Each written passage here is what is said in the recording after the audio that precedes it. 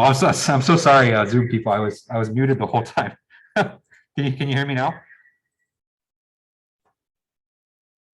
Hello? Okay. Yeah, sorry. I'm sorry about that. I was talking for a while, but I guess you didn't hear me. Uh, so I was saying, the first of all, I guess the midterm average was very high, so I'm very happy with that. And also to make sure you're getting started with the MATLAB part for ANSYS activity too. All right, so from Zoom, are there any questions I can answer before we get started? Okay, all right, so let's go ahead and pick up where we left off then. Okay, and where we left off last time was talking about this idea of the weak form of a boundary value problem. Okay, and so last time, we spent, I think, the most of the time reviewing, what is, first of all, what is a boundary value problem, but also, how we can solve it. Okay. But then we introduced this idea of the weak form, which is, we can take the same boundary value problem, but just put it in a different form, just so,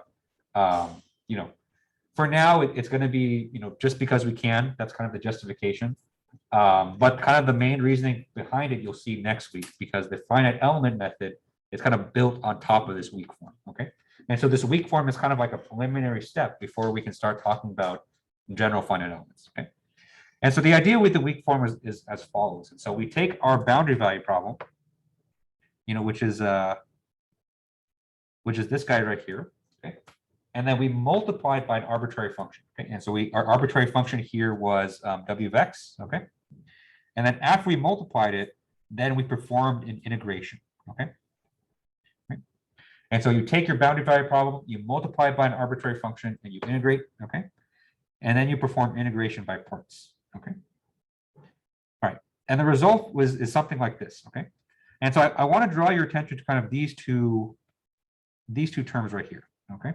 Because these are kind of the two main results of the integration by parts. Right?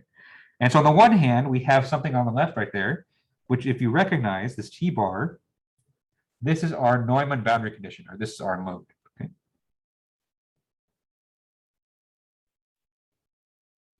Okay. And so we get one term that's associated directly with our Neumann boundary condition. But unlike before, we see that the Neumann boundary condition is baked directly into our equation. Okay. And so it's not kind of a separate thing, which is kind of normally what we associate with boundary conditions. It's actually baked directly into the equation, which is kind of cool in a sense. Okay. And this other term that we get here, this term you'll notice is the only term with the material properties associated with it, right? And so we have E, which is the Young's modulus, and A, which is the area. Okay. And so what we'll see is that this term right here, this term will eventually become our element stiffness matrix. Okay.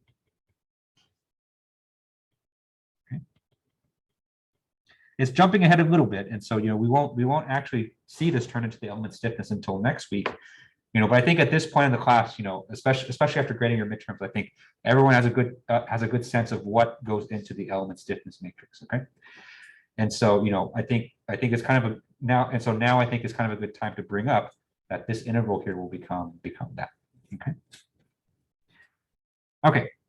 So that's kind of just a recap from last time. And so let's go ahead and start extending this, because we kind of just got done with the derivation. But I also wanted to point out some other additional features of the weak form that are important for us moving forward. Okay.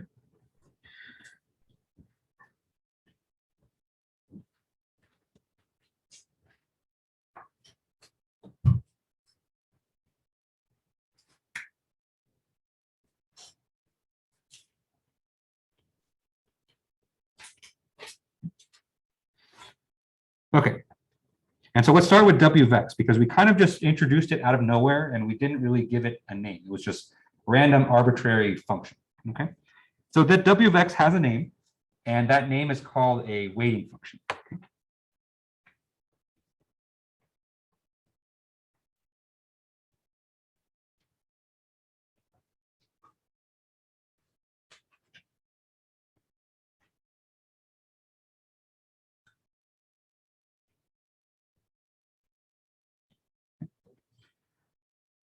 All right, so there's a question in the chat. Am I going to post the solutions to Canvas? Yes. So I have the solutions in my office. I just have to scan it and put it onto Canvas. So, yes. So please look at your exams and check it against the solution.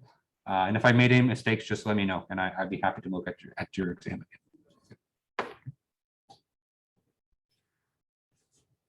Okay. And so, at this time, I want to kind of remind you of one thing that we required for the weighting functions. Okay.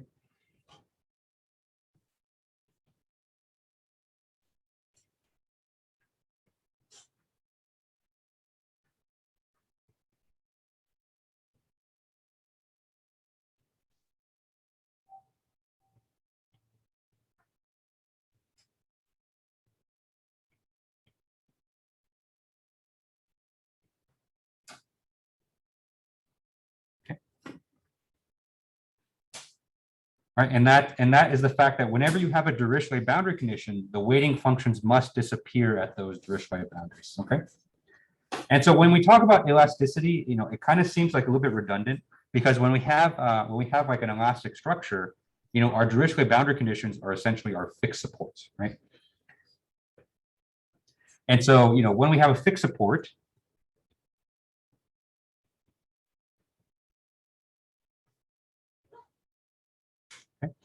whenever we have a fixed support, we have the u, which is our function variable. Oh, let me fix this. And so it's not always at 0. Okay. And so let's say that it's at, let me use the same notation as we did before. Okay. And so let's say that this is on the boundary, which is the Dirichlet boundary. Okay. So I'll call that partial omega sub d. Okay. And so on the regions where we have a Dirichlet boundary for a fixed support, our function or solution has to be 0 there. Okay. The requirement for the weighting function is that the weighting function must also be 0 on those Dirichlet boundaries. Okay.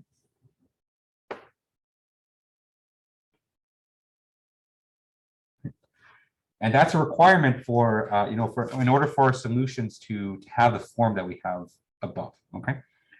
And so later today we're going to talk about the heat transfer equation. Okay. And so for the heat transfer equation, we're going to have Dirichlet boundary conditions that are non-zero, but even in those cases, the W function must go to 0 at those locations. Okay. Okay. Number 2. The other feature I want you to see from the weak form here is that we no longer have any second order derivatives. Okay. And in fact, the highest order derivative that we have is just first order.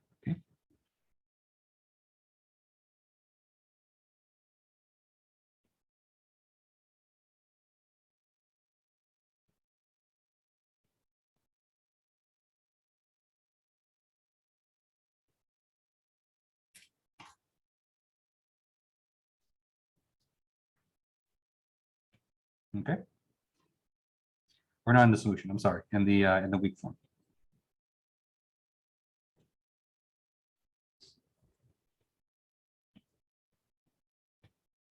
Okay.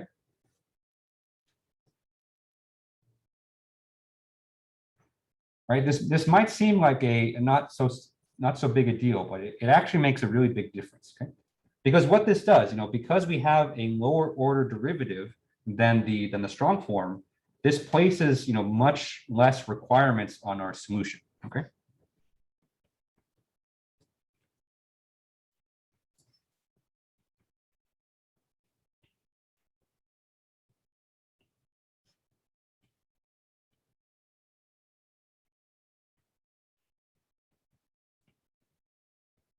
Okay. And by requirements, I mean things like continuity. I mean things like polynomial order and things like that.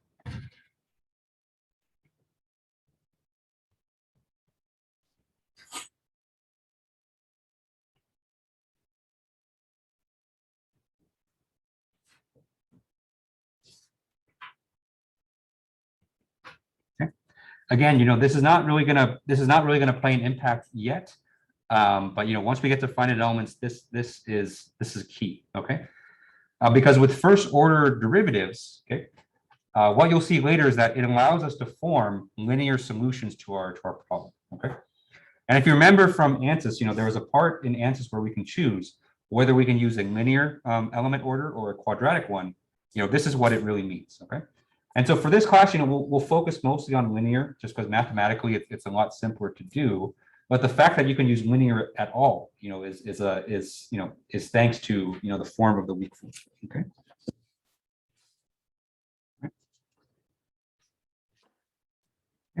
And then one more reminder here. I said this a lot last time, but it bears mentioning again. The weak form does not mean that it's inferior to the strong form. Okay, so the strong form and the weak form are still the exact same problem. Okay?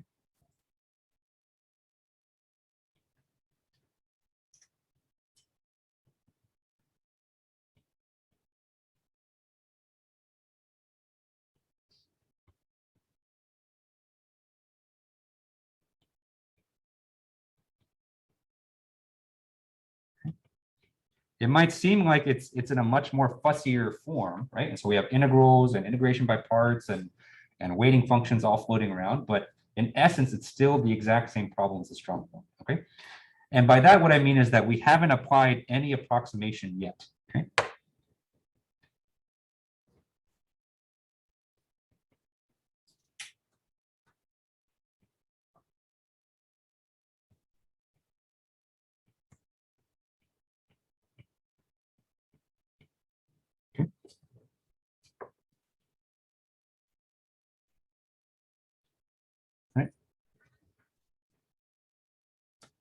And so even though we did do a bunch of integrations, we did a bunch of multiplications, all the mathematical operations that we performed so far are exact, okay? And so if you solve the weak form exactly, you're going to get the exact same solution as you do the strong form, okay? But eventually we are going to apply some approximations, and that approximation comes in the form of finite elements, okay? And so when we take the weak form and we apply finite elements to it, that's where the approximations come into play. Okay. Any questions on this? Okay. All right. And so one more concept I want to go over before we jump into heat transfer is the concept of the residual.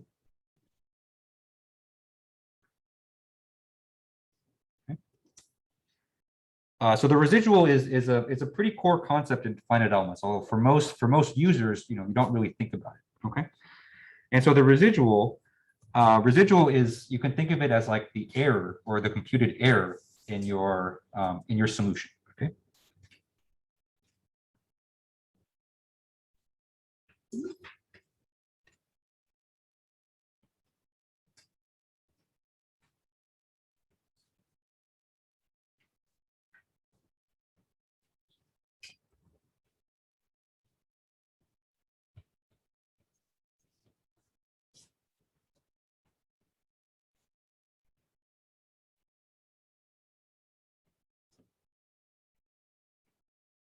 Okay.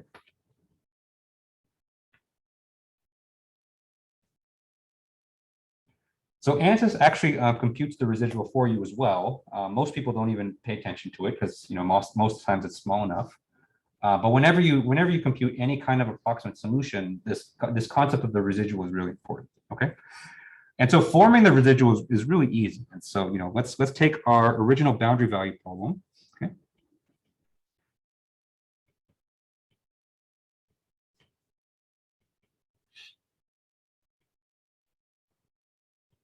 Right. So this is our boundary value problem. Okay. And so this is our original differential equation. And so the idea is that if we solve this equation exactly, and we solve for a function u, okay, right, and so we'll assume that this u of x here is our exact solution. And so if we take this exact solution and plug it back into this equation, okay, and so we plug it back into here, okay, right, then what we can say is that this solution here exactly satisfies this equation. Right, and so if we plug in u here and we perform all the integration, all the derivatives, all of the multiplication, and we add the source function to it, okay, then we're going to get 0 because it's an exact solution. Okay. But if we have an approximate solution, then this equation is not always going to be satisfied. Okay.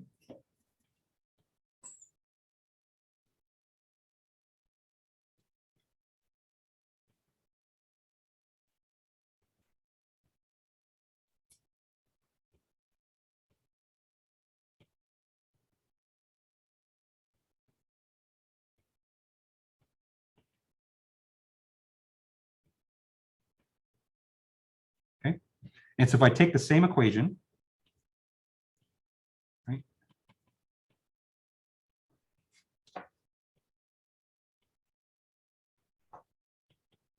Okay. And let's say that I found an approximate solution. Okay, so we'll call this U hat. Okay.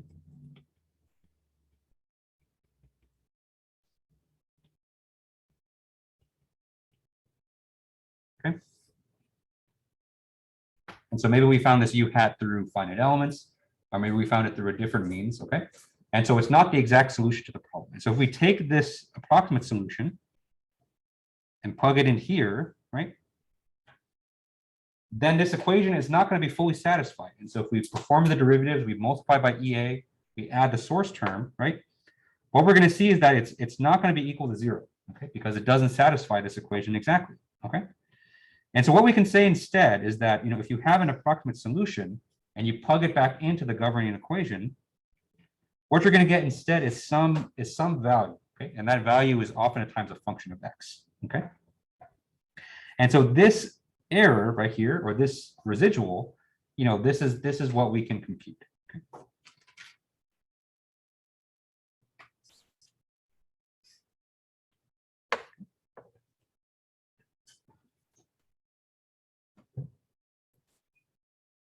And so ANSYS and any other finite element software is always computing this residual, because this is how you get a sense of how accurate your solution is. Okay? And so once you have your solution, all you have to do is just plug it back into your governing equation, and however much you're off, that's your residual. Okay.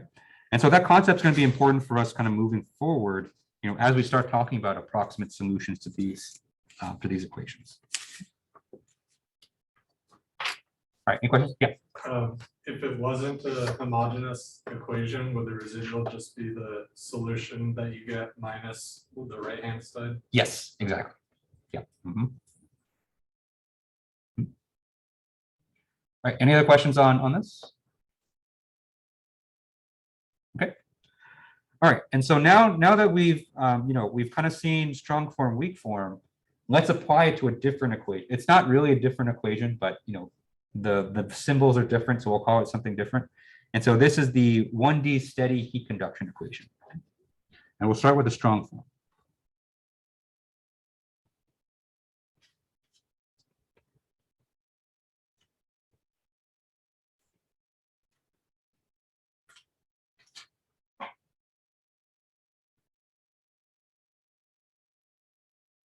Okay. All right, so this is going to be a shift for us in this class. So up until now, we've always just looked at structural problems, but now that we're talking about kind of general finite elements, we can apply it to any differential equation. Okay. All right. And so it's a little bit of I'm kind of I don't know how to say it, but I'm kind of kind of making a big deal out of nothing here, because when you're talking about just purely 1D cases, the heat conduction equation is actually mathematically exactly the same as 1D elasticity. Okay.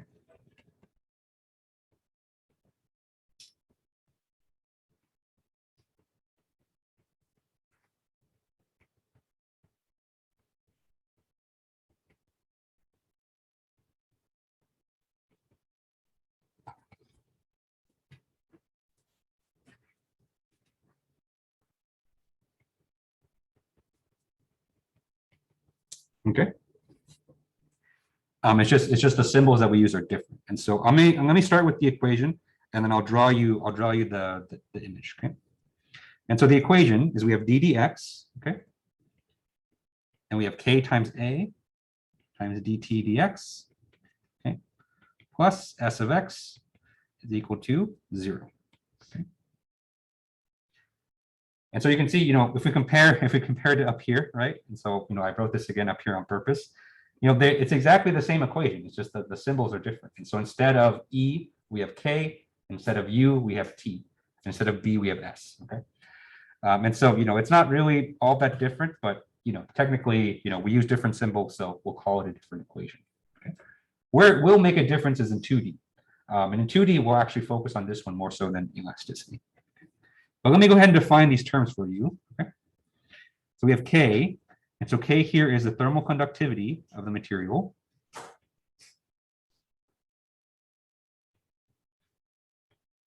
Okay. T is the temperature, which is also going to be our primary solution variable. Okay. And S of X here represents some kind of thermal generation. And so if your material is generating heat, or maybe, you know, it's, you know, converting a different type of energy to heat, then we can model it with the thermal regeneration equation. Okay. And so visually it looks something like this. And so, you know, let's say that we have a wall here. Okay. And this wall is at a fixed temperature.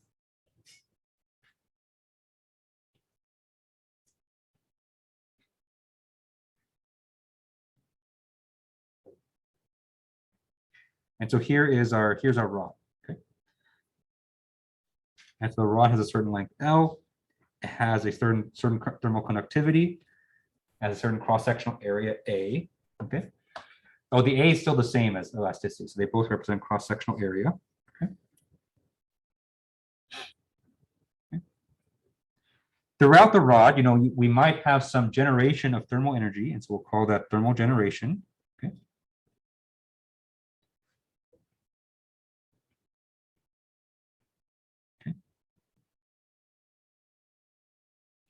And on the other side of the rod, you know, maybe we have some kind of imposed heat flux. Okay.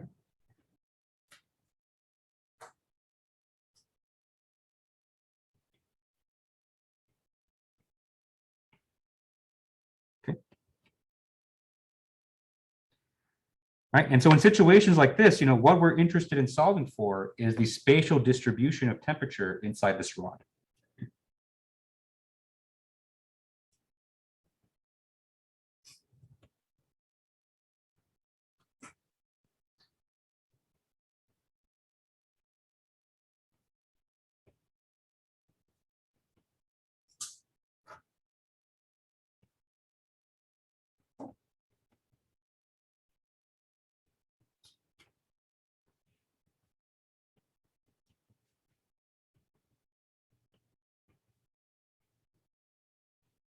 Okay.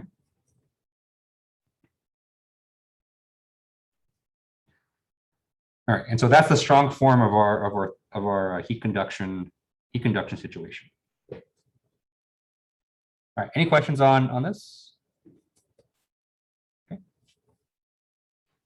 I know that there were some concerns before the class of, you know, I know some of you may not have taken heat transfer in a while, you know, but we're just going to work on the mathematics, and so, you know, you don't really, maybe it might help to understand conceptually what thermal conductivity means. But, you know, we're just going to be working directly off the equation. So, you know, it's not a big requirement for this class. Okay.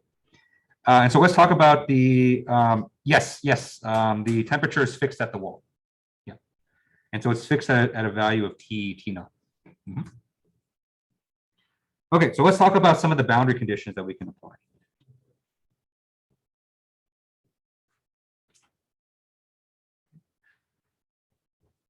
The boundary conditions are already labeled in the figure, but it's good to kind of go through them, you know, explicitly. Okay, so let's talk about the fixed temperature at the wall. Okay.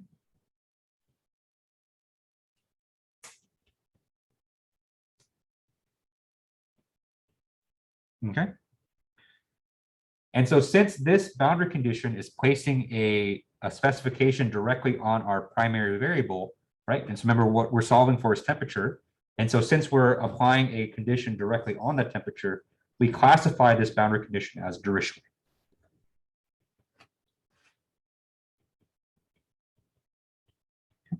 Mathematically, it looks something like this. And so we say T at the Dirichlet boundary is equal to T naught, okay? And so that's the most general form, where the Dirichlet boundary can be anywhere. It could be on the left or the right, okay? But if you're talking about this specific example, then the Dirichlet boundary is at the left side of the domain. So what we say is T of 0 is equal to T naught.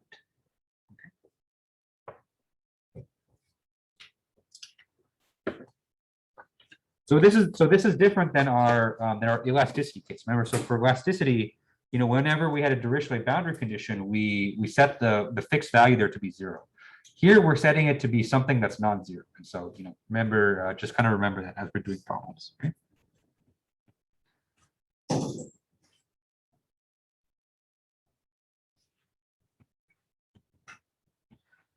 Okay, and so on the other side, we have an imposed heat flux. And since this is kind of characterized as a load for the system, this is classified as a Neumann boundary condition.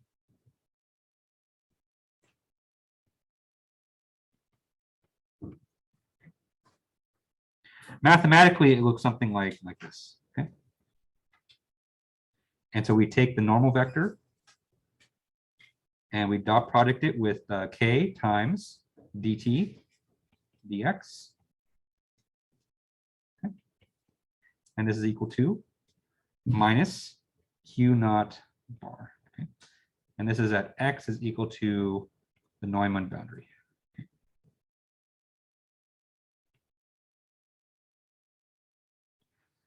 All right, so the sign convention of this can be a little bit confusing. So I put the normal vector there in the minus, but if you kind of know the sign convention, then it becomes a bit simple. Okay. And so the sign convention is that we set q naught to be positive if heat is entering the domain.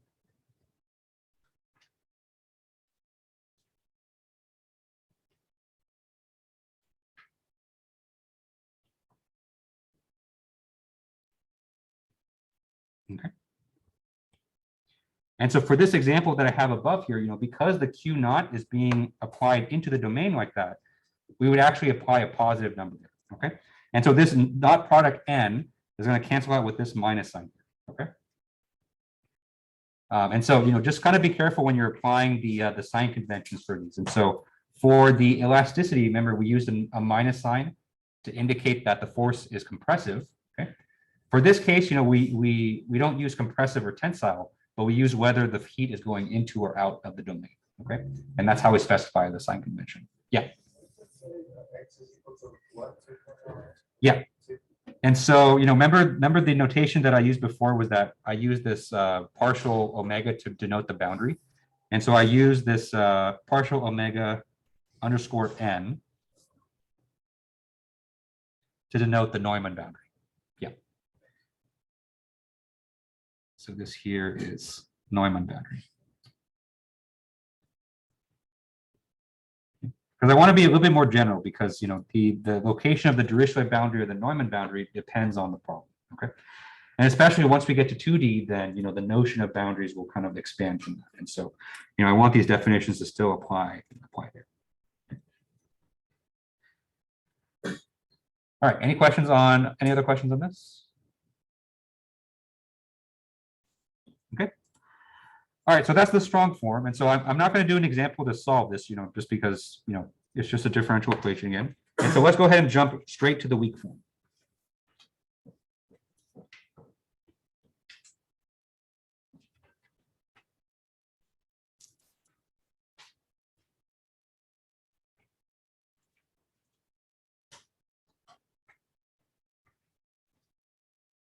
Okay. And so we can derive the weak form for the 1D heat conduction equation in the exact same way that we did for elasticity. Okay. And so remember, just to kind of summarize the steps, we're going to multiply the strong form by a weighting function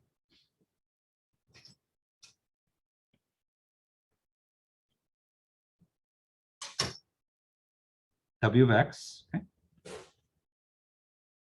Right. Then after we do that, we're going to integrate over the entire domain.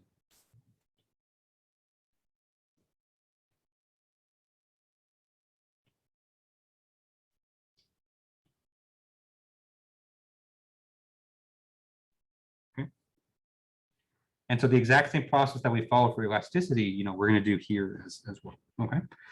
And so what you get from that is you get integral from 0 to L of W of x times d dx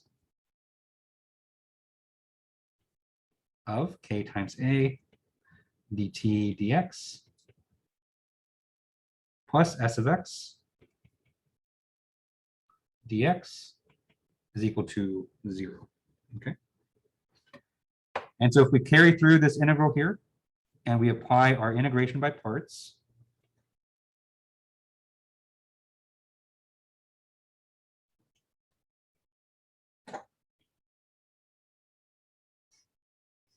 okay, then we arrive at the weak form for the 1D heat conduction. Okay. And so the weak form is as follows. And so we have integral from 0 to L. Okay. The first term I'm going to list here is the element stiffness term. And so that's the term with the two first order derivatives. And so we have dw dx, okay, times k times a times dt dx, okay, dx, okay. This is equal to integral from 0 to L of w of x, s of x, dx, okay. And so that's the thermal generation term plus w times k times a dt dx, okay. And this is evaluated at the Neumann boundary. So this is x is equal to partial omega n. Okay. Right, and so that's the weak form equation. Okay. And then let me put the requirements for w of x here as well. Okay. And so this symbol here, this v with a line through it, if you haven't seen this symbol before, this stands for all. Okay. And so for all w of x with w of partial omega d is equal to 0. Okay. And so all that's saying is that the weighting function, it has to disappear at the Dirichlet boundary. Okay. So that's kind of the short form for that. Okay. And t at partial omega d is equal to dt naught.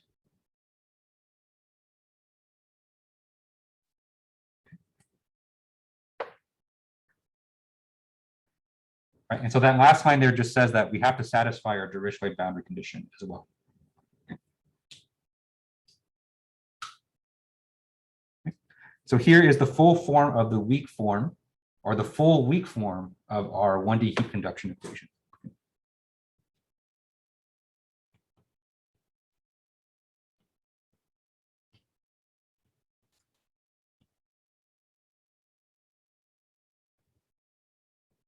Okay.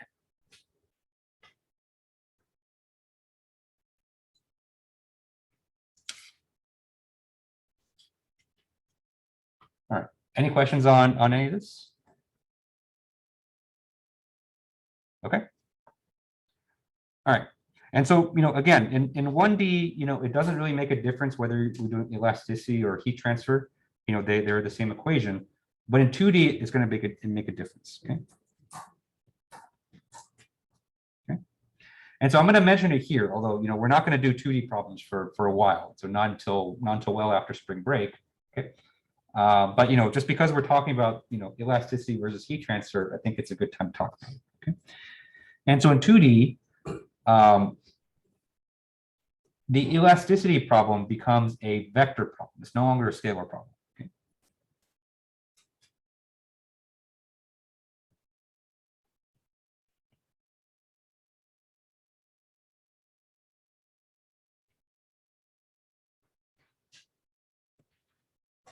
Okay. That means you're going to have to solve for, you know, not only one displacement, but the components of displacement, right? So the displacement in the x direction, displacement in the y direction, right? So we've already seen this, you know, with trusses and beams, right? And frames as well, right? So remember when we made the jump from 1D to 2D for trusses, you know, our element stiffness matrix grew, right? Because we had to solve for not only the x component displacement, but the y as well. Okay, so we had ux and uy. So same thing's going to apply here. Okay. But the nice thing about the heat conduction equation is that in 2D, it still remains a scalar valued function. Okay.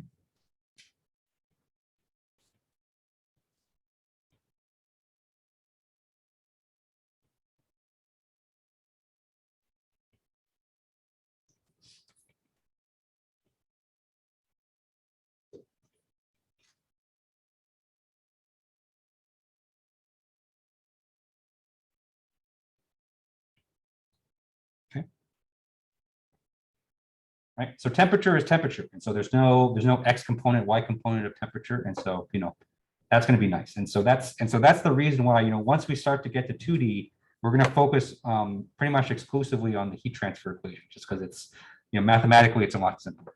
Okay. So for a vector valued function, at the very least, you have to solve kind of twice as many functions as you did before. And so you have to solve twice as many differential equations, but they're also going to be coupled. And so, it's not just you're solving two separate differential equations, their solutions kind of depend on each other. And so that makes it, a little bit more difficult in forming the element stiffness matrices and things like that. Okay. Okay. Any questions on this before we do an example?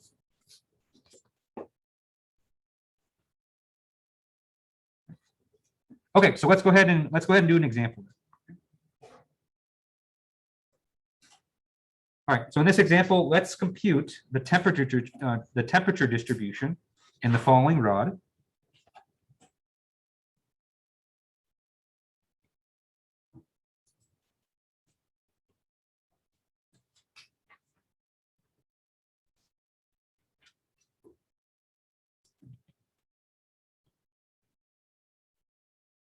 Okay.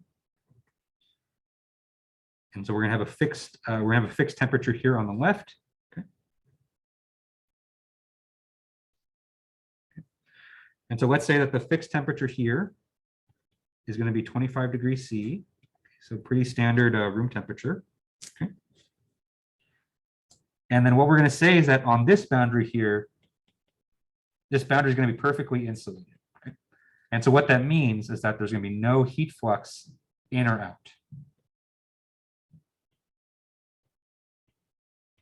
Okay.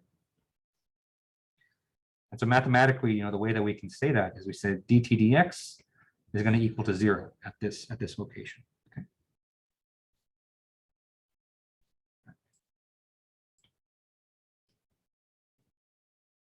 The length of the rod we'll say is going to be 5 meters. Okay.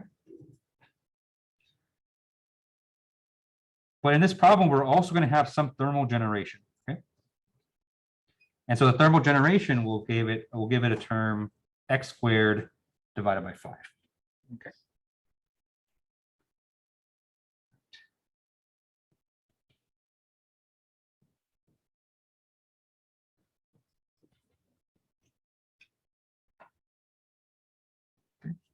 And we're also going to assume that the material properties are going to be constant. And so the thermal conductivity is going to be a constant 2 watts per meter degree C.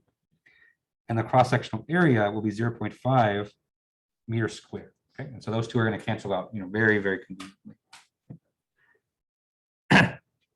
Okay. And so I'm going to start with the strong form of this equation, and then we're going to talk about something new next, which is how to solve the weak form of the solution. Okay. So before we do that, are there any questions on this? Okay. All right. So let's go ahead and start. And so let's go ahead and start with the strong form.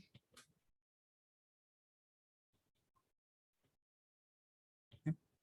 And so the strong form, we're going to have d dx of k times a dt dx plus s of x is equal to 0. Okay. If we take k times a will conveniently be 1 in this case. Okay. And I'm gonna move s of x to the other side of the equation, and so what we get is d squared t dx squared is equal to minus s of x, which is equal to minus x squared divided by 5. Okay. All right. And so with that, we have a pretty simple equation here. And so all we have to do is just integrate this twice. Okay.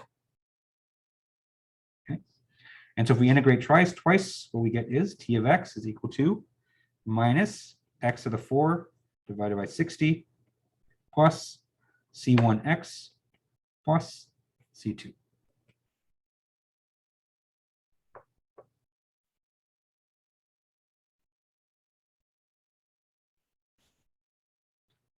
Right? And what we obtain here is our general solution.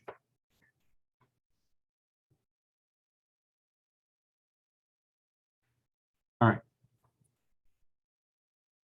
And so, of course, to obtain the values of the coefficients, we're going to apply our boundary conditions, and then that'll help us solve for C1 and C2. Okay, so let's go ahead and do that pretty quickly. And so first, let's apply the boundary condition at x is equal to 0. And so you can see from the figure that that's a Dirichlet boundary condition.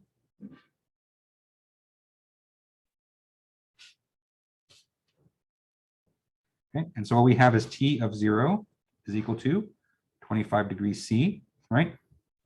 And so let's go ahead and plug in 0 into this equation. So we have a minus 0 to the 4th divided by 60 plus C1 times 0 plus C2. Okay. Of course, everything with 0 is going to cancel out, so we don't have to worry about them. And so what we simply get is C2 is equal to 25. Okay.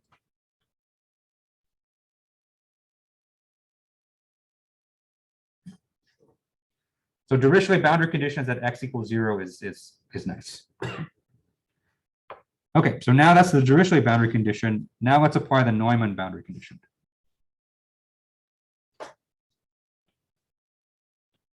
Okay, so the Neumann boundary condition states that dt dx at x is equal to L is equal to 0. Okay.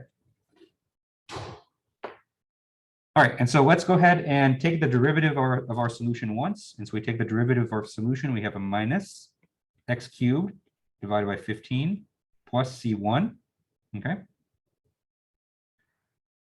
Let's apply x is equal to L. Well, remember L here is 5 meters, and so let's go ahead and plug that in, okay? And so what we get is 0 is equal to minus 5 cubed divided by 15 plus C2, okay? Plus C1 or plus C2? Oh, C1, I'm sorry, thank you.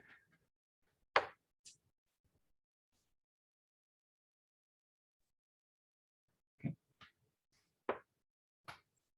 All right, and so 5 cubed we know is 125, and so we have 125 over 15 plus C1, okay? All that's equal to 0 minus, right? And so if we simplify this, both the numerator and the denominator there are divisible by 5. And so what we get is C1 is equal to 25 divided by 3. Okay.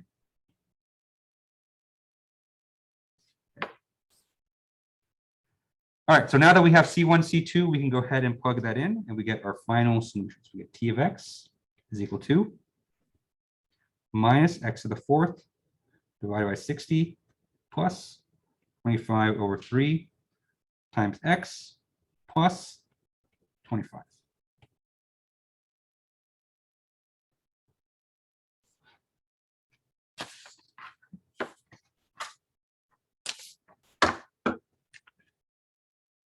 All right. And so this equation here, since we solved it, we solved it using exact methods, and so we solved it using just straight up integration. This here is an exact solution. And so if you plug this back into the governing equation, okay, right, or in other words, if you plugged it back in here, okay, you're going to get that the left-hand side is going to equal 0 exactly, okay? And that's going to be true no matter for all values of x, okay, because it's an exact solution. And so what you can say is that for an exact solution, the residual is going to be 0. All right. Any questions on this example here? Okay. All right, and so hopefully the last two examples were were mostly review for you, and so that's just basic solving ODEs. Okay, but this next part I hope is something that's somewhat new. Okay, and so I think everyone kind of knows how to solve for exact solutions at least. But what about approximate solutions, right? So I kind of introduced this idea of approximate solutions when we talked about the residual, but how do we actually come up with these approximate solutions?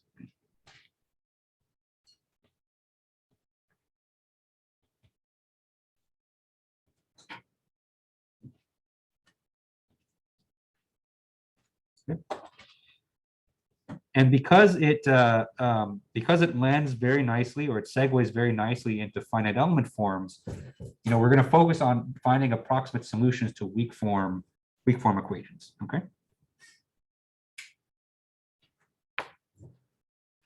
Okay. And so just to kind of start us off, let's remember that approximate solutions don't satisfy the governing equations exactly. Okay.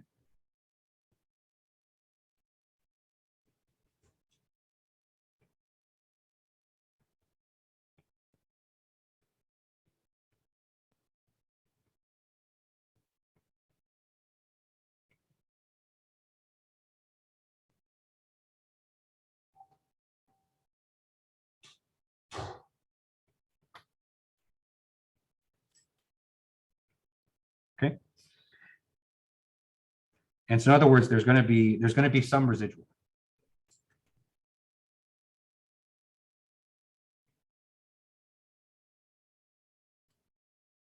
Okay. All right, so that's important to kind of get out of the way from the beginning. Okay. And so we're not solving for something that's going to solve it exactly, but even though we're not going to solve it exactly, we still want to get as close as we can, right? And so one way to find an approximate solution is to look at this differential equation, and we could say the answer is 24, right? The answer is 24 to a lot of things, right? And so that's technically true, and so that's technically an approximate solution. It's just a really, really crappy one, right?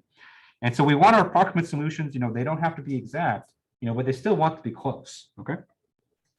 And so kind of the linchpin, so kind of the key to all this is that, the reason we want to seek approximate solutions is that a lot of times we want our solutions to have a certain form to begin with, okay? And so the key step in all this is to obtain an approximate solution, we have to assume a form of the solution beforehand.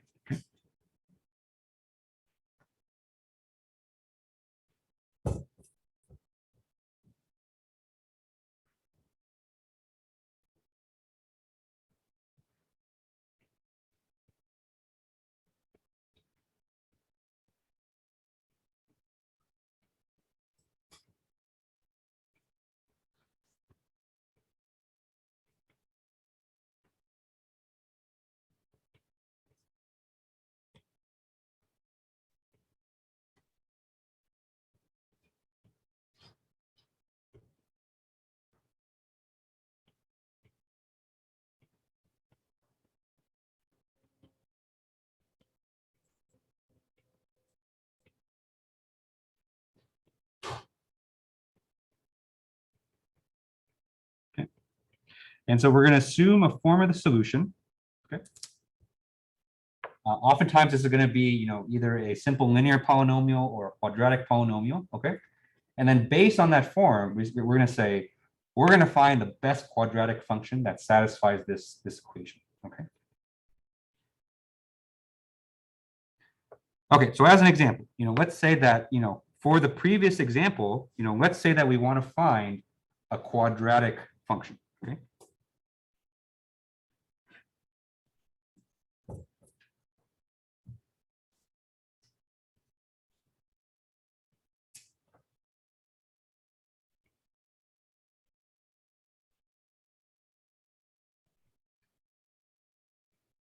Okay. And so what we can say is that T of X is equal to A naught plus A1X plus A2X squared. Okay. So that's the most generic, quadratic polynomial that we can form. Okay. And so what we want to say now is that let's solve for the coefficients A0, A1, A2, that make this function as close to exact as possible, okay? And so, right away, if you compare the exact solution that we just found to the strong form, and we compare it to our approximate solution here, there's just no physical way in order to get the solution to match up, right? Because our exact solution there has an x to the fourth, right? And so, it doesn't matter, what coefficient you put in front of x squared is never going to be the same as x to the fourth, okay?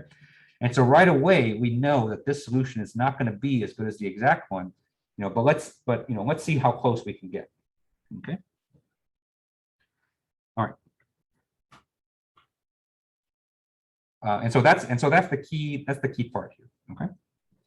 But because remember, we're not doing this to the strong form. We're solving for approximate solutions to the weak form, right? And what does the weak form have that the strong form doesn't? It has a weighting function, okay? And so the weighting function as well needs to have coefficients to solve for, okay? And one of the requirements, or one of the things that makes finite elements work as well as it does, is that we're going to assume the same form for the weighting function as our solution, okay?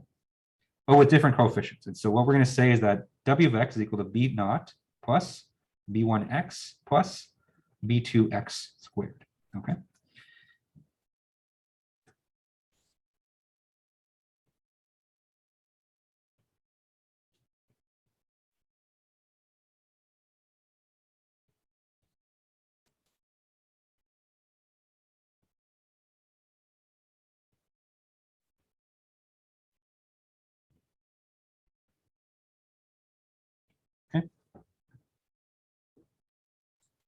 And so the weighting function has to have the same form, okay?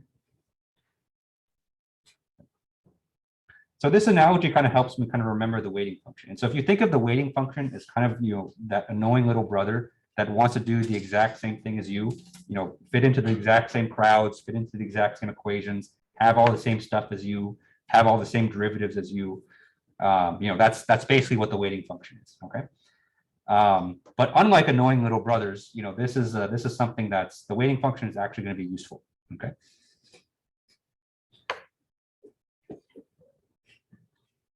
Just for full clarity's sake, I was the annoying little brother, and so although I don't have an older brother, but I do have older cousins, and I was the annoying one for all of them.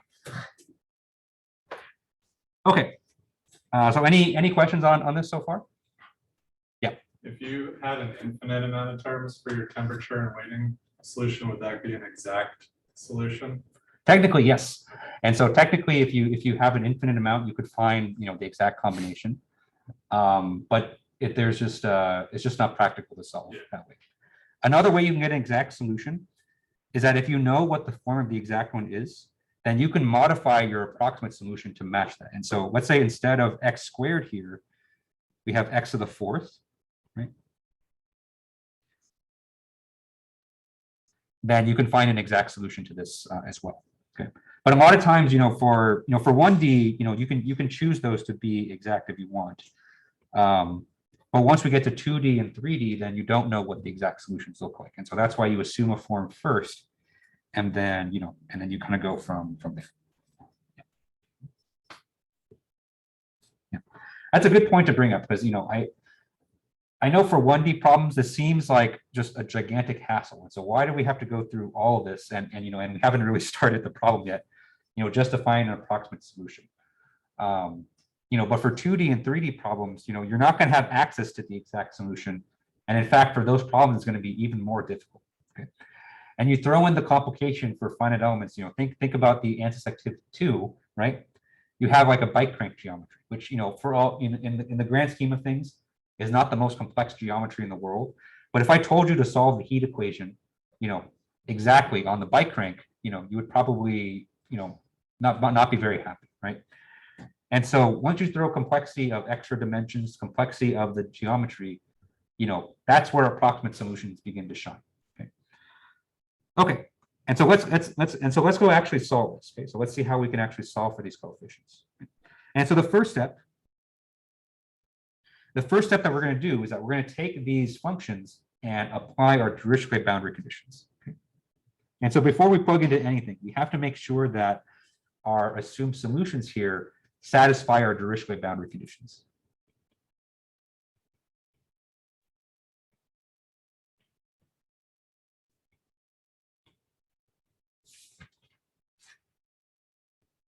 Okay.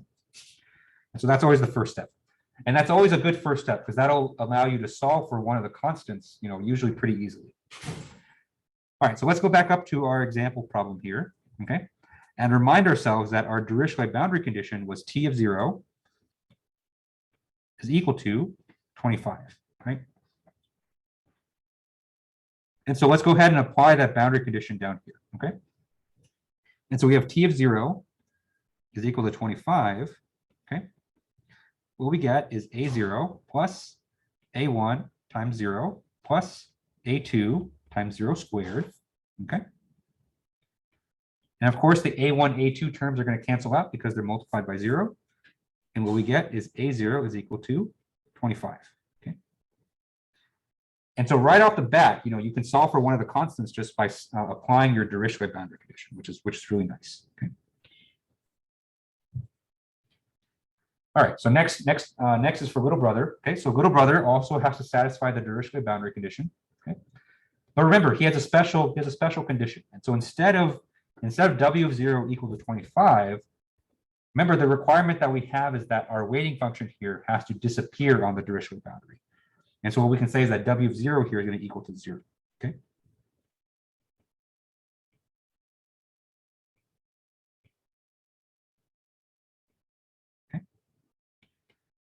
And so just like before, we're going to cross out B1, B2 because they're multiplied by 0. And what we get is B0 is equal to 0, okay? Right.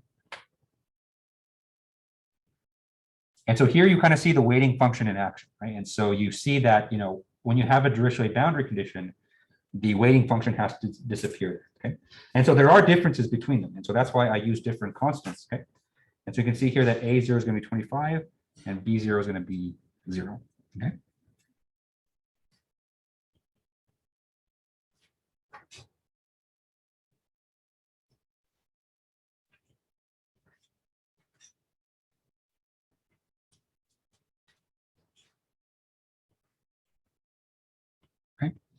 And so the next step is that we have to take our remaining W of X and T of X and plug them into the weak form, okay? And so let me go ahead and write down the weak form for heat conduction one more time, okay? And so the weak form for heat conduction is integral from 0 to L, dW dx times K times A times dt dx, okay?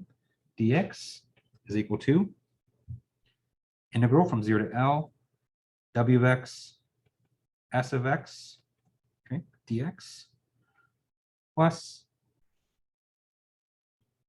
W times Ka dt dx, okay? And this is evaluated at the Neumann boundary, okay? Okay.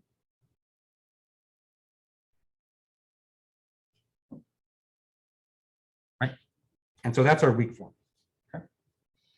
But now that we have functional forms for W of X and T of X, we can just go ahead and plug them. We just go ahead and plug them right in, okay? And we also know L. So L here is 5. And so we're going to get integral from 0 to 5 of dw dx. And so dw dx here is going to be B1 plus 2 B2x, okay? We have K times A, but remember K times A here, I think K was 2 and A was 1/2. And so those two are going to effectively cancel and become 1, okay?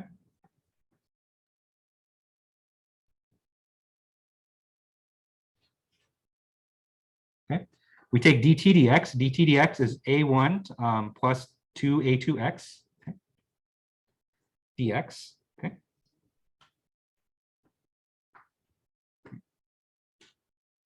And so this is equal to integral from 0 to 5 of B1x plus B2x squared multiplied by x of x, and s of x here is x squared over 5 dx, Okay.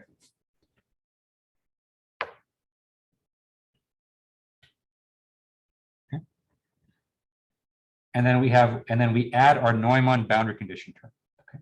But remember, our Neumann boundary condition term in this problem was no insulation, right? Or it was an insulated boundary condition, right? And so we had dt dx at x is equal to 5 is equal to 0, right? And so we have a Neumann condition here, but it just kind of goes away. And so this term kind of just deletes itself. Okay. Because first of all, that term there isn't applied on the Dirichlet boundary. We've already taken care of that. But in this case, our Neumann boundary condition is just 0. And so we just kind of get rid of it. Okay. I remember my first finite element professor in when I was in grad school, first year, I took it. He said this was the best feature of the weak form, is that if you have a 0 stress, well, we were learning elasticity. And so he said if you have a 0 stress boundary condition or 0 Neumann, then you do nothing. And it's like, you save yourself some work. And so I wouldn't say that's the best feature, but it is nice. And so in this case, we have a 0 flux boundary condition. And so we can just ignore that. Okay. Any questions on this so far? All right. And so unfortunately from here, it's just a lot of algebra. And so we're going to be, doing some FOIL, doing some integrals, and, a lot of that good stuff. Okay. All right. And so I'm going to FOIL this out, but I'm going to do it in a very specific way. And so I'm going to separate it. And so I'm going to have one integral that has B1. Okay.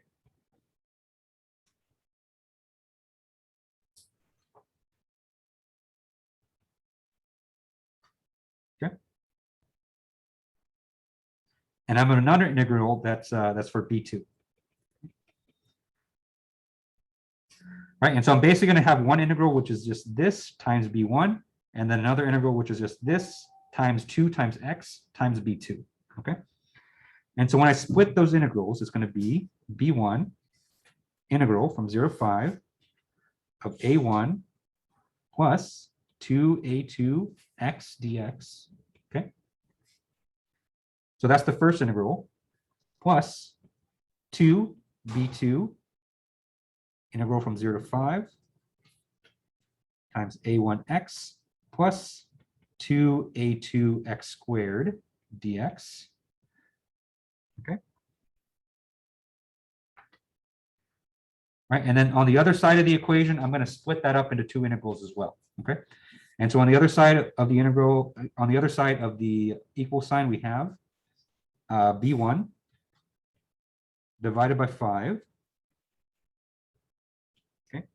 Integral from 0 to 5 times x cubed dx. Okay. Plus B2 divided by 5 integral from 0 to 5 of x to the 4th dx. Okay. And so I'm taking terms that are integrable by or that are multiplied by B1, and I'm separating those from B2. Okay. And you'll see why I'm doing that in a second. Okay. Okay, so let's go ahead and carry out these integrals. Okay.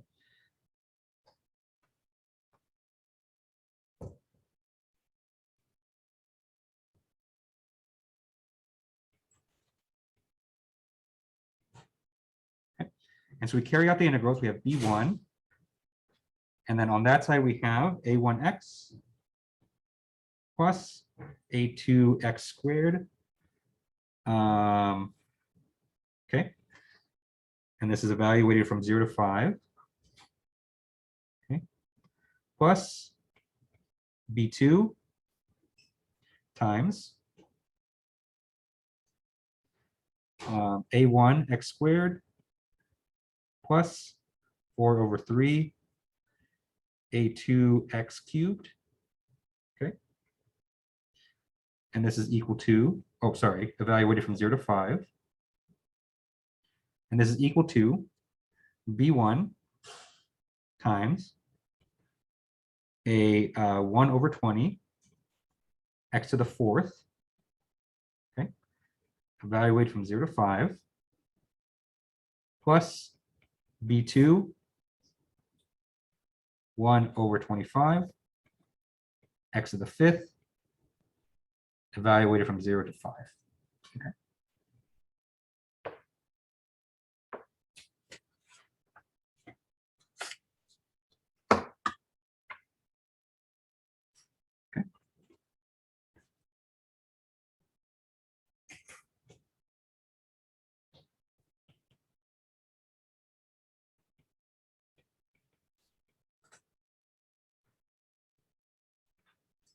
Right. So now that we perform the integrals, let's go ahead and plug in the bounds. And so we're going to take the upper bound minus the lower bound. Okay. And so let's go ahead and do that. And so we have B1, and we have times A1 times 5 plus A2 times 5 squared minus A1 times 0 plus A2 times 0. And so on that side, what we have is 5 A1 plus 25 A2. Okay. This is B1 plus B2, and we evaluate this. This is 25 A1 plus 500 over 3 A2. Okay. And this is equal to 31.25 B1 plus 125 B2. Okay.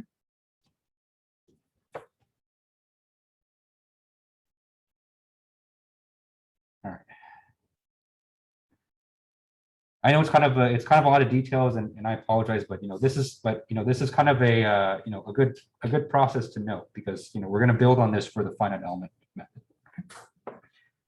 Okay, and so we arrive at something like this. And so let me just box this for a second. Okay. All right. And let's kind of now that we've kind of spent some time in the details, let's kind of remind ourselves where what we wanted to do. And so what we wanted before this whole started was an approximate solution to T of X, okay? And so what we're really interested in is A1, A2, and A0, but we already found A0, so we don't have to worry about that, okay? And so what we want is the values for A1 and A2, okay? Our weighting function is there, okay?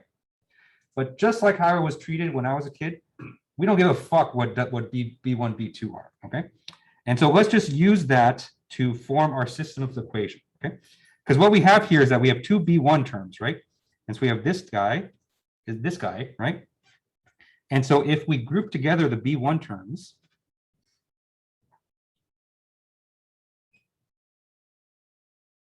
okay, we group together the B1 terms, we have 5 A1 plus 25 A2.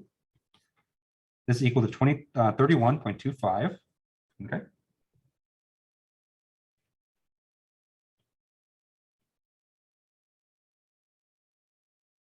Okay. Similarly, if we group together the B2 terms, what we have is 25 A1 plus 500 over 3 A2 is equal to 125, right?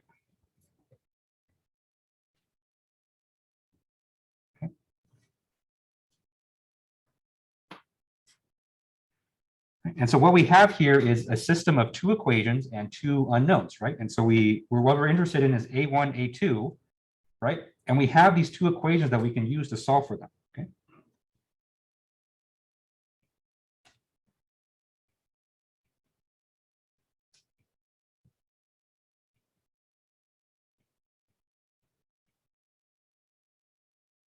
Okay.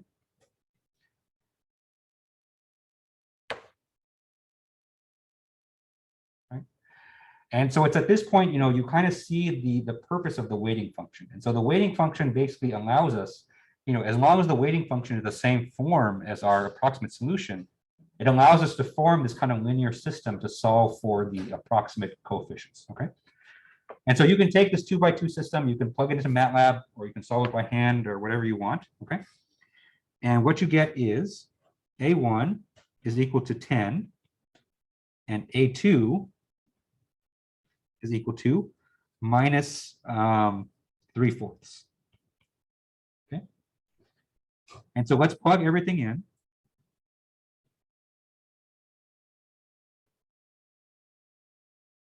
Okay. And so we plug it all in, then our T of x here is equal to 10x minus 3/4 x squared plus 25. Okay. And that right there is our approximate solution.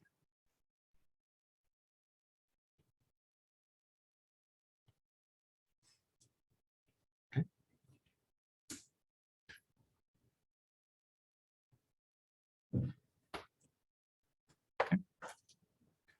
And so that process that we just went through, plugging into the weak form or assuming a functional form, plugging into the weak form, and then using the coefficients of the weighting function to form your linear system of equations, you can use that to solve for any approximate form. Okay. And so let me write down the exact solution one more time just so that we can compare. Okay. So remember, our exact solution was minus x to the 4th divided by 60 plus 25 over 3x. Plus 25. Okay. All right, and so you can get a sense of how close your approximate solution is by first computing the residual.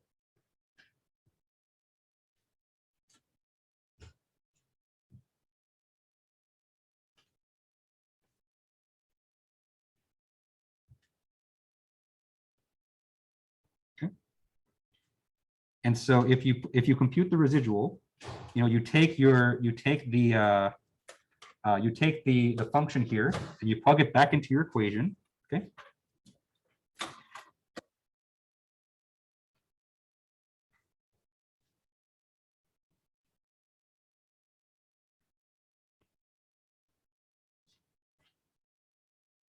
Okay.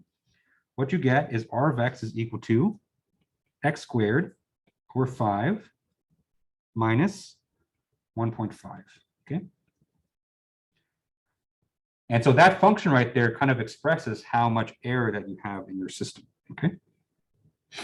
Another way that you can see how far off your approximate solution is to plot them. Okay.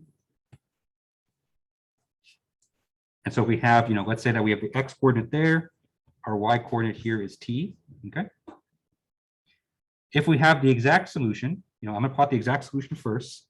Let's say the exact solution is something like this. Okay. So this is not going to be perfect, because I'm drawing it by hand, but you can plot these two in MATLAB to see, right? The approximate solution would look something like this. And so it starts out a little bit higher, but it has like a little bit of a gentler slope, because it has x squared instead of x to the 4th. Okay. So this green right here would be approximate.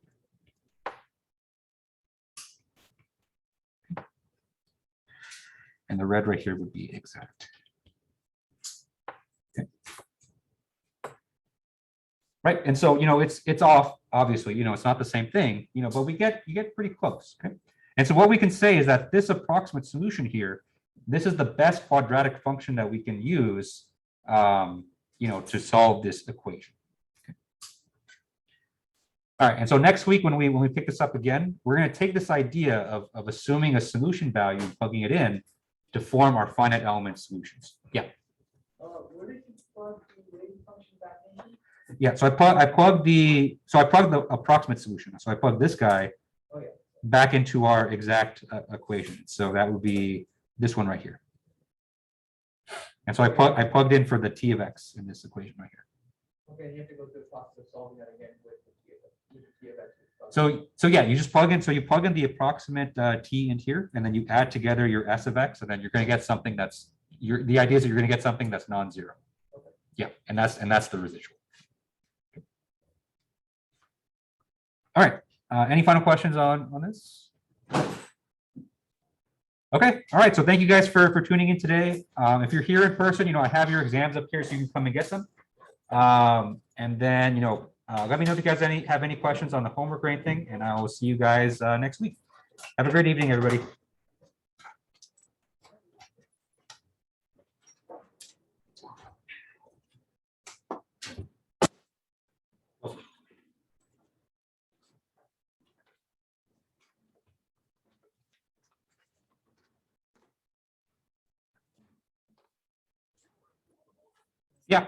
Yeah, I'll hang on to them until for a while. And so if you want to come in next Wednesday, then you can pick up your exam then.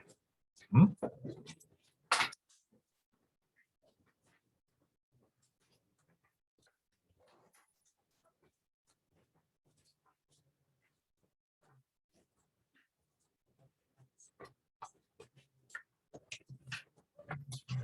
Thanks, Aaron.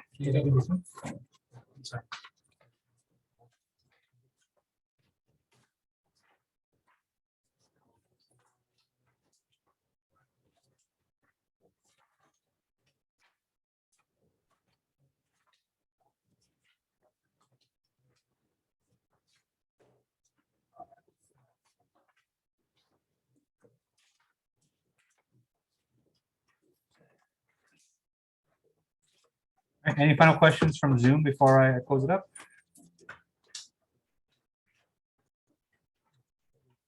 Okay, all right. So I'll see you guys. I'll see you next week.